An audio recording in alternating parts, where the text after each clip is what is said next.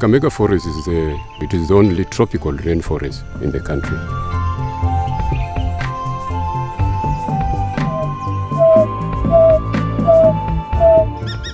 We have 488 species of birds, 510 species of butterflies. Formerly, the forest used to be very big. It used to be like 240,000 hectares, but today it's only 23,000 hectares left.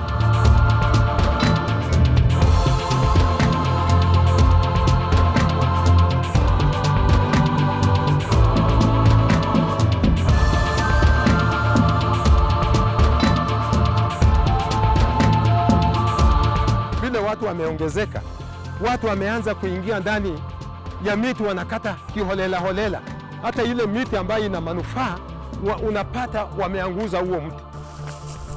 So it means this biodiversity is really unique and it needs to be protected at all costs using all the measures possible.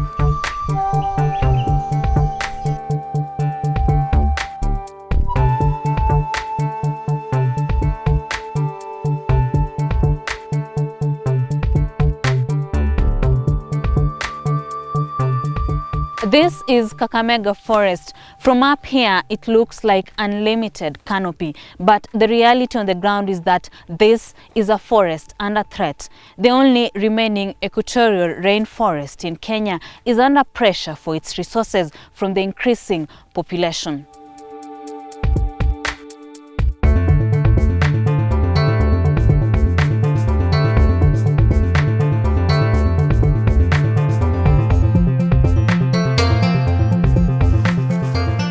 Ernest Musotso lives right next to Kakamega forest.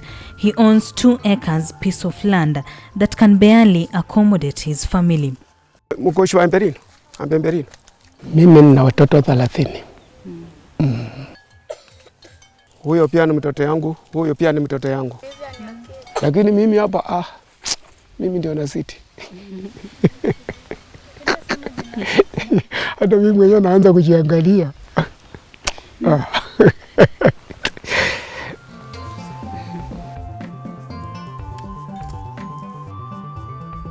Nilipozaliwa, wakoo wangu au baba yangu alikuwa na bibi 4. Sasa mimi nikaona kama yeye ana raha.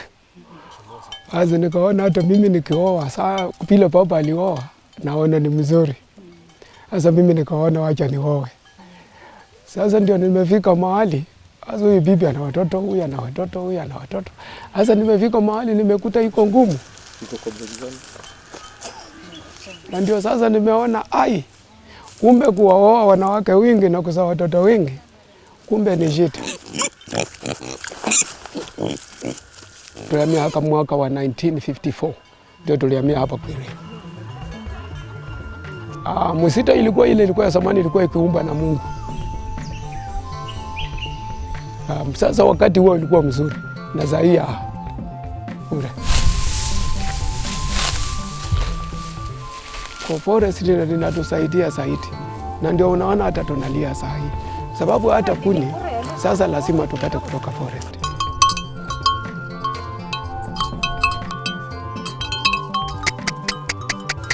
Malisho zetu za ng'ombe sio rahisi kulisha ng'ombe. Ukiwa na ng'ombe 2 3 huwezi ukalisha kwa bomba. Utapanda wapi nini na utapanda wapi vyakula? Sasa forest ndio inatusaidia.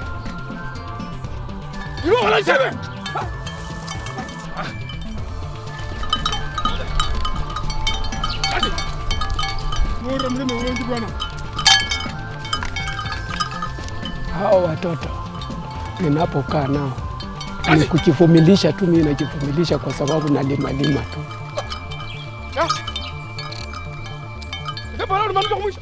Watoto wangu ambao wamejaribu kusoma wamefika tu form 4.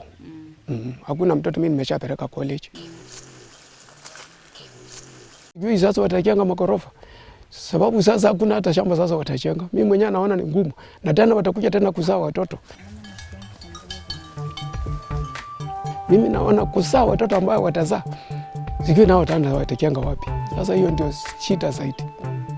Mimi nalilia sana wajukuu wangu. Sababu ukiona hata mtoto mmoja saa hii ana watoto 5 already. Mwingine ana watoto 4 already. Sasa watu wataanza kusahana. Na hiyo kusahana sasa na forest naye haipanuki.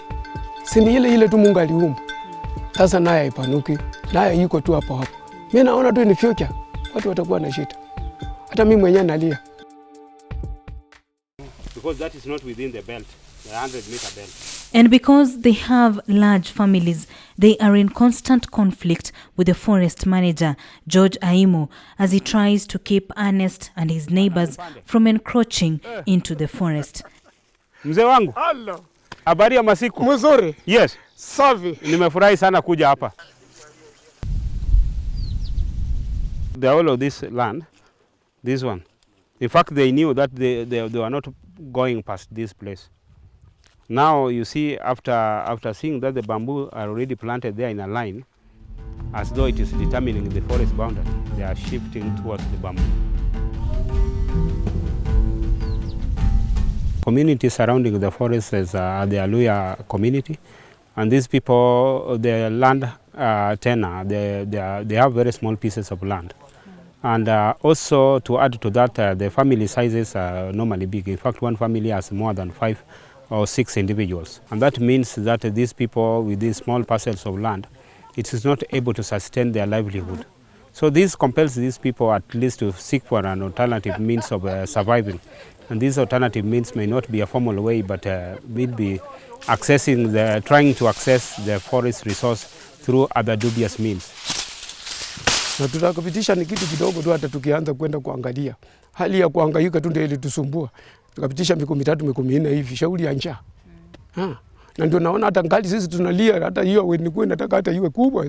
Watupatie ya tukule. Sisi hakuna shamba. Sisi tunalilia serikali yetu itusaidie, hata sisi tunaweza kawiwa mashamba kutoka forest. Sababu hii ni mali yetu na sisi hatuna mashamba. And the forest manager is willing to do just that if the community members will plant and protect new trees in the cleared areas within the forest. Hata sasa wameshiba. So ni njia gani mnaona mnaweza kujisaidia na mlishe familia zenu? Kupitia kwa mikuu yako kama baba yetu. Wewe utuombee wakubwa, vile utatuombea wakubwa. Sisi tulime, tupande miti. Tukishapanda miti tunapanda mahindi ndani. Miti yenyewe tufukuse. Mali zimekomaa tunatoa. Tunapanda ingine miti. Tukiendelea. So nikiwapatia kesho niwaambie mwanze kulima mpaka hapo, tupande miti kwa mpaka hapo. Si wanajua wako shamba wenyewe. Wanajua. So hapa hakuna pingamizi.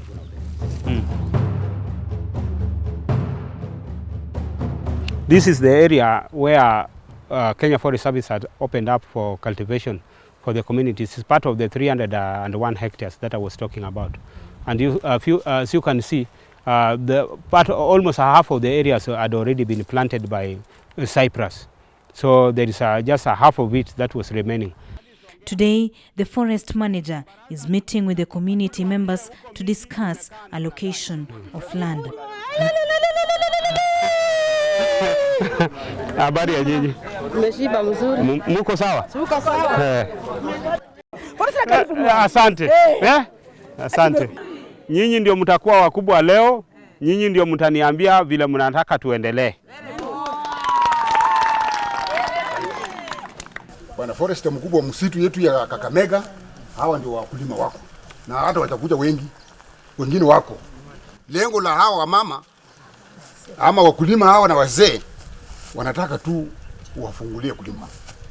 Hawana neno lingine. Hatuna. Masharti mengine yote ile nimewaeleza. Kutunza hii pale bila umekaa namna hii. Hiyo ndio shida yako, mimi najua bila unakatanga. Lakini nimewaeleza, wamekubaliana na mimi ya kwamba watalinda hii mali. Sikapeleka rio.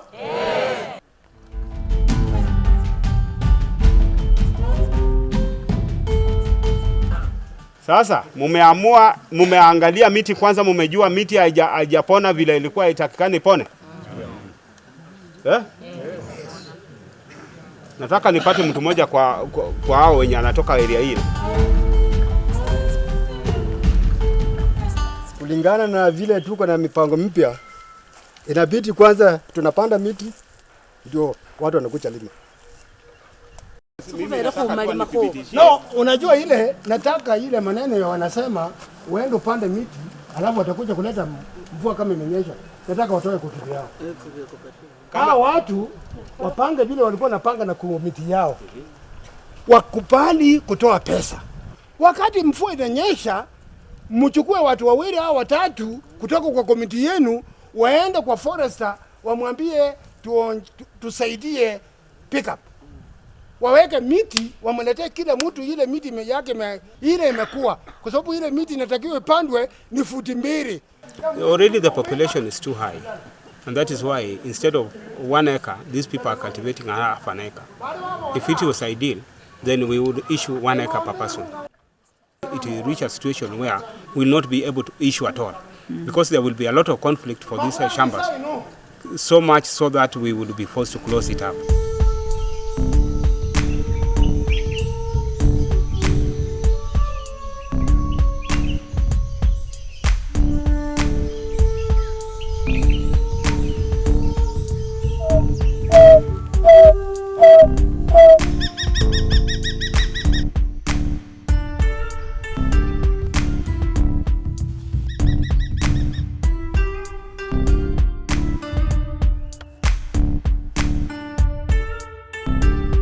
The shambas are right at the edge of what used to be the great Kakamega forest. From there, it becomes increasingly fragmented. 50 kilometers from Kakamega forest to Luanda used to be one big forest. What remains in Luanda are just fragments of the larger forest that have been preserved as shrines.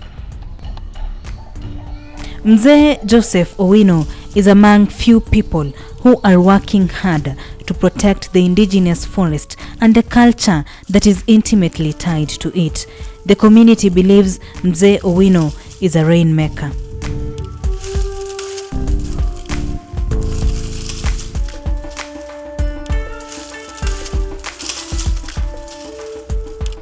Mungu alimpa sisi kipawa kupitia kwa mtu wa kike.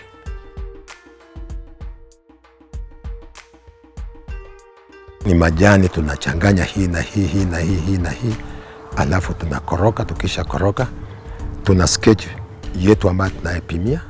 Tukisha pima katika hiyo sketch na mambo inakuja sawa sawa, tunaiona kwenye yale maji ambayo tumechanganya na dawa, dalili yake na tunajua kwamba mvua iko na itanyesha. Tunajaribu, hata sasa ukiangalia upepo imenyamaza. Tumejaribu, basi kwa amejaribu. Lakini imesongea sasa, ukiangalia huko Mount Elgon unaona mabadiliko iko. Na ukiangalia hata hapa sasa imebadilika kwa sababu sasa iko karibu. Na pande sana upande wa Western hatuwezi tukapata kiangaza kikubwa kama mahali pengine. But the ancient ways are also under threat. The quest for land is just insatiable. Some community members are encroaching right into the shrines.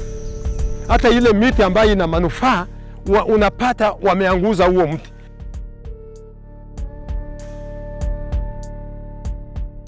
Inadhuru kasi yangu kwa sababu ni kama mtu kukutoa nguo kwa mwili. Unaanza kutembea uji vile namna ulivyotoka tumboni mwa mama yako. Ninapohitaji kwenda kutengeneza hii, kuna mahali mimi nataka nijifiche. Na mahali mimi naweza nikajificha ni wapi? Ni kama ile shrine iko pale. Ile yenye miti kubwa ambayo imemaliza miaka 300 miti iko hapo. Miaka 290 iko hapo. Behind me is Oluchiri Shrine, the remnant of what used to be the larger Ikokwa forest. During the colonial period, it was more than 90 hectares, but due to increased population and pressure for land, it has been reduced to less than 2 acres. And even the 2 acres is still under threat. Maono yangu inaona mbele. Tusipoelimisha wale watu wasikate miti, wakati mwingine hata nikiamuka nikitoka ndani ya kaburi nitapata hapa sasa sio kaburi. Hiyo sio shrine tena.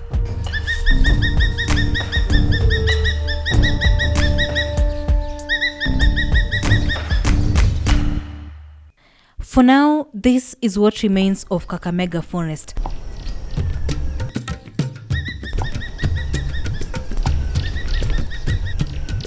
a paradise rich in biodiversity, including 488 species of birds.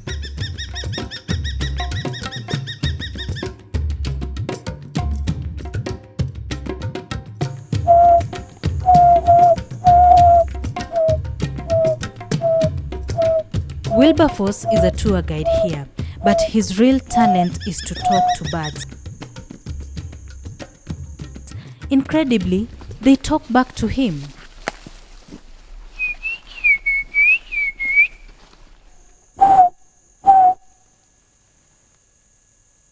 It's not responding.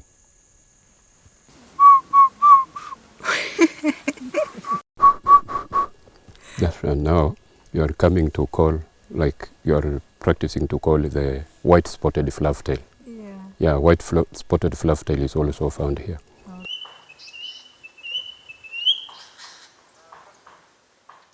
So I was born where there was no forest like this one.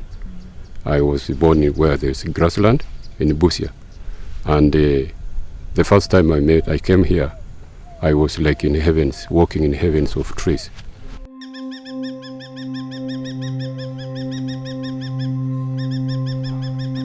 The typical forest birds are 200 species with endemic species, sub-endemic. Actually, we have sub-endemic, and that's because of its geographical location.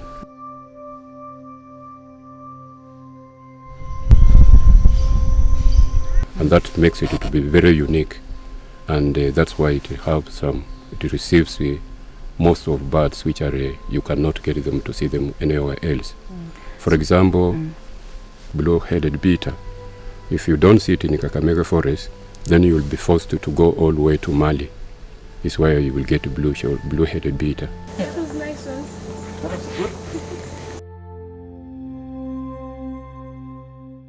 Grey parrot, you cannot get them anywhere else, but there are only about 20 birds that are left.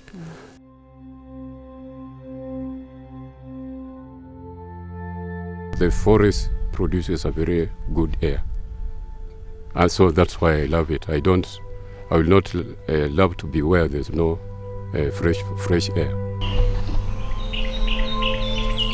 The Rainmakers Shrine is the only other place that the birds have found home. But this may not last for long. Msitu wa Ruchiri ndio imebakisha tu mandege wachache tu, lakini wengi wa mandege wameshaama kwa sababu ya kukatakata kando kando ya huu msitu. Wengine wana hata haitoshi eka moja, haitoshi hata nusu eka, lakini ana vijana kama 7 ama 10. Utawaweka wapi? Imekuwa vingumu sana kupata mchanga, na mchanga hapa Bunyore ni kidogo. Joseph is not exaggerating. He lives in a county where the birth rate is alarmingly high.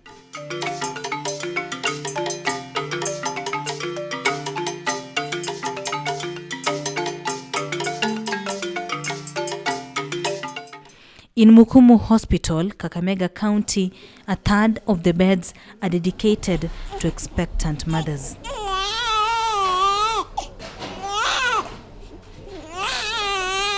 We receive mothers who come to deliver between 15 and 40 in age.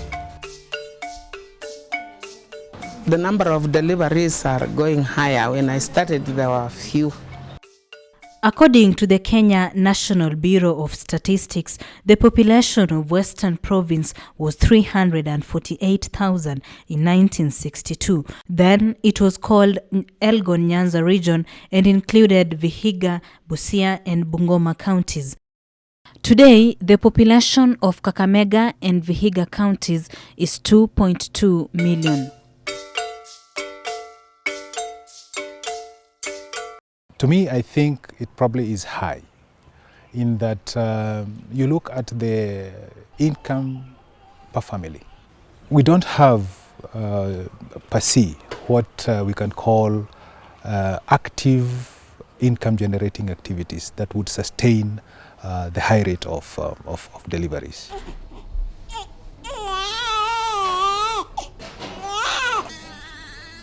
And the land here now is even scarce. before we come to these ones that are born, there is myself, there is my brother, and there are all the siblings behind us.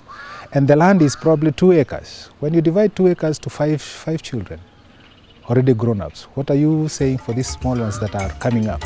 Education is a must. People have to be made aware about the population.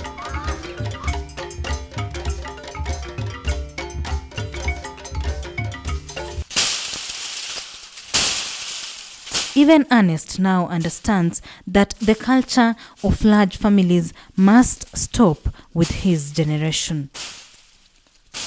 Mimi nakalisha vijana yangu, hata wasichana wangu mahali wanaolewa. Nawaambia msifuate mambo ya mama zenu. Mimi napenda nikuwe na watoto wawili. Kwa nini? Kwa sababu watoto wengi na hii hali yetu hii sioni kama tunasenda mbali. Fact family planning, if the family planning initiative is enhanced, then it means these people, because already they know that with the big family they cannot survive well. So it is obviously that they should have small families that they can educate. Once you educate them, they'll not be with you here. Ati nipate watoto wengine, ati tupate tena, ayayayaya, hapana. Unaona mimi nalia saa hii nafikiria ningefanya nini ni promote warudi Kenya. Na sasa inakuwa watu wameshazaliwa, ni ngumu. Siwezi tena. Na mimi najaribu hata kuambia vijana siku hizi, wakiwa wazuri, wasikaribu kufuata mila zetu. Mila yetu sasa inatuangamisha. Na heli akijaribu kuoa bibi na kutegemea huyo bibi, akipata watoto 3 4, asiendelee ati baba alikuwa akifanya hii. Naomba serikali ingie kati yetu, tuwe na mpangilio ya kuzaa. Kwa sababu zamani sisi tulikuwa tunazaliwa tukiwa tuna umri wa miaka 4 ndio mtoto mwingine ananifuata. Kwa hivyo hii kukata miti kiholela holela inaleta madhara kwa sisi, na sio kwa sisi peke yetu, inaleta Kenya nzima. Hata mimi ninapongeza mama aliyokufa, ule anaitwa Mwangale Madhai. Kumbe huyo mama alikuwa akiona kitu. Angekuwa pato yako hai tu ngakatakata namna hii, msita ati sisi natafuta maneno ile tulikuwa tukitafuta. Msita ilikuwa ikisaidia. Sasa wakati huo unaona hakuna kitu, usina kula forest. Forest sasa imeshakuwa, sasa ukipanda hii puluka ama utakula puluka.